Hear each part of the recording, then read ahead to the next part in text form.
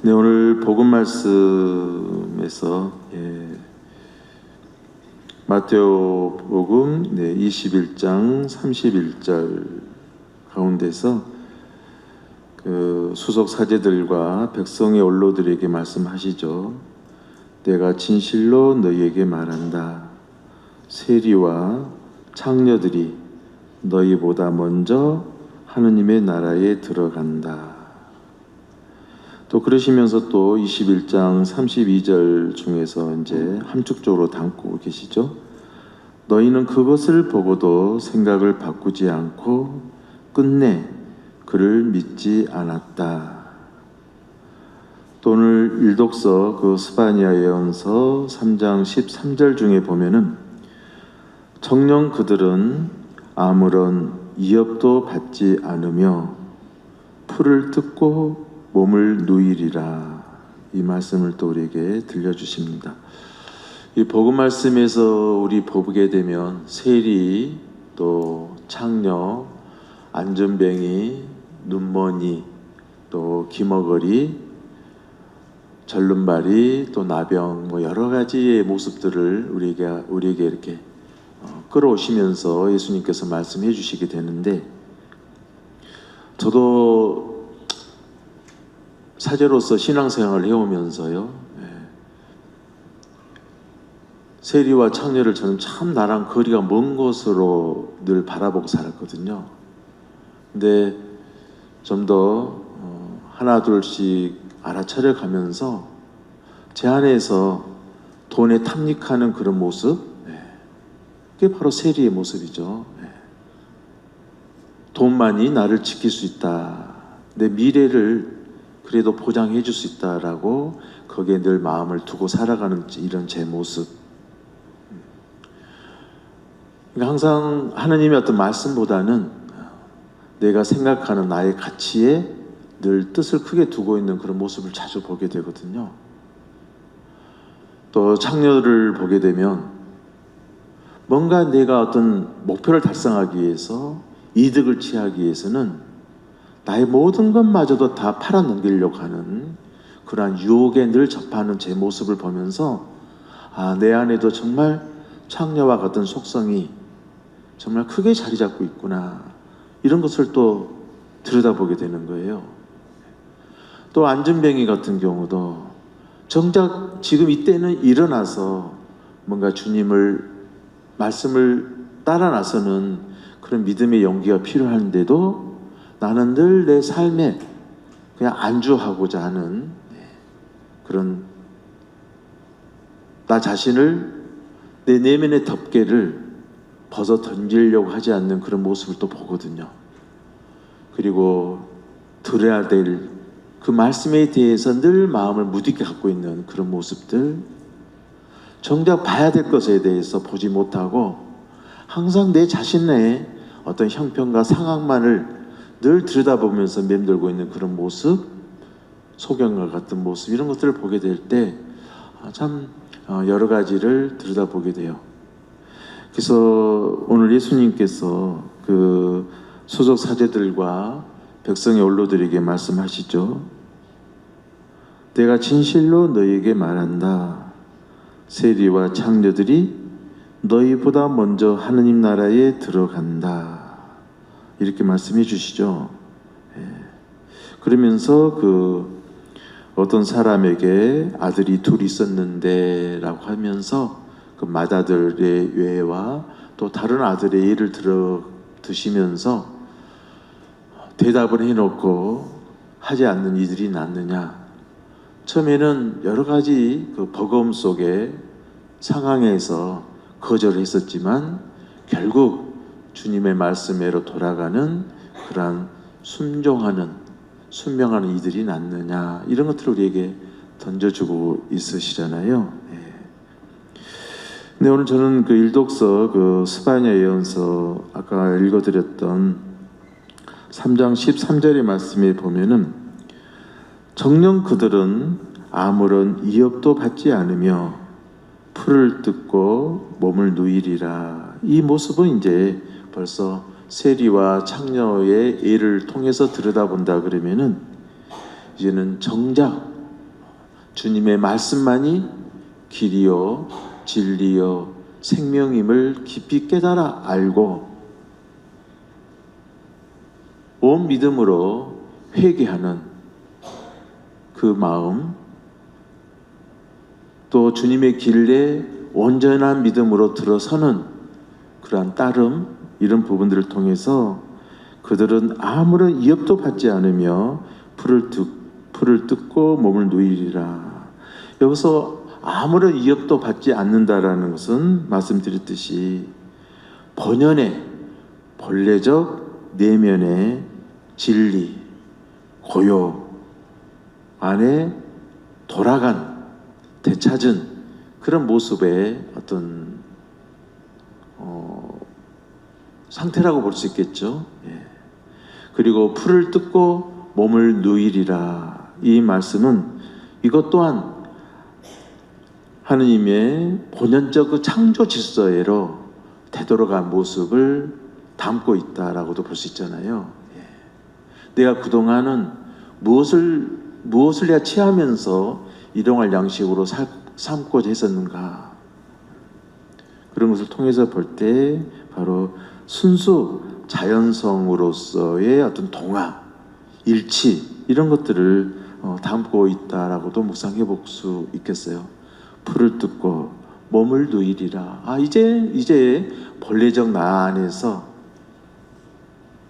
주님의 창조 질서 안에 주님의 말씀에 그 생명의 싹을 내가 취하면서 주님께 온전히 내어 맡기는 어떤 절대적 심, 평화 이런 것들을 담고 있다. 그래서 저는 이제 이 말씀을 좀 묵상하면서요, 이 고요하다라는 거, 고요해진다라는 거, 내 내면이 고요해진다라는 것은 또 뭐 여러 관점에서 우리가 담고 있는 부분이 크겠지만은 한번 그런 부분들도 한번 좀 성찰하게 되었어요. 저는 가끔씩 이 의식하고 마음하고를 조금 좀 달리 우리가 좀 이해할 필요도 있을 듯 싶어요. 예. 물론 동양적인 그런 철학 사상에서의 이 마음은 아마 본연의 어떤 순수 의식의 상태를 담고 있죠.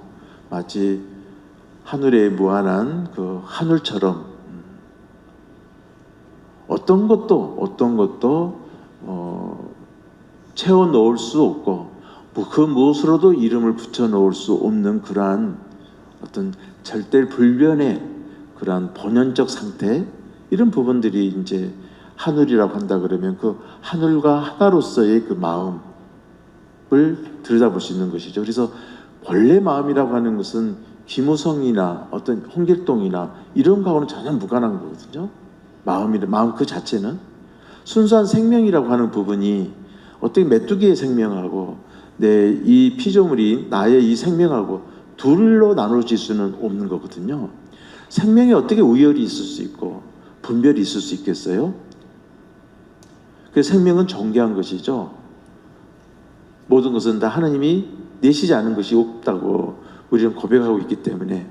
근데 우리 생각 속에는 이 마음이라고 하는 부분은, 우리 일상적으로 쓰여지는 마음이라고 하는 부분은 뭔가 자기 에고적 감각이 또 에고적인 어떤 그런 정서와 어떤 자기 자신의 어떤 아이덴티티가 그 안에 이렇게 묻어져 있고 개입되어 있는 모습을 우리는 마음으로 많이 보거든요.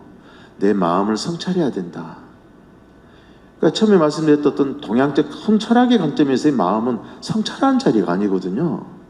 반성하는 자리가 아니거든요. 그러니까 이 마음에 대한 이해가 우리가 조금은 그런 관점으로 이해가 되어졌을 때는 이 순수 의식이라고 하는 거하고 우리가 늘 염두에 두는 마음이라고 하는 부분은 우리가 조금 더 이렇게 나눠서 생각해 볼 수 있기 때문에 그런 생각을 하게 되어지는데, 그런 관점에서 보면은 나의 진정한 어떤 그 속성으로서의 나는 실은 고요거든요. 고요함이거든요. 달리 표현하면 평화거든요. 평화. 무한한 하늘처럼 어떤 외부적인 것에 의해서도 동요받거나 흔들릴 수 없는 본래적 속성이거든요. 이런 부분들. 그래서 바로 내면의 고요함을 찾는다라는 거, 네. 본래적 그 순수 의식으로 되돌아간다라는 거, 하느님의 창조적 그 숨에 하나 되어지는, 일치되어지는 그 믿음으로 내가 이렇게 회개한다라는 거, 이런 부분들은 우리에게 굉장히 실로 중요한 부분이잖아요. 네. 회개라고 하는 부분도 결국 그거잖아요. 그거. 예. 하느님 대신 본래적 자비의 그 숨으로 돌아가는 것이잖아요.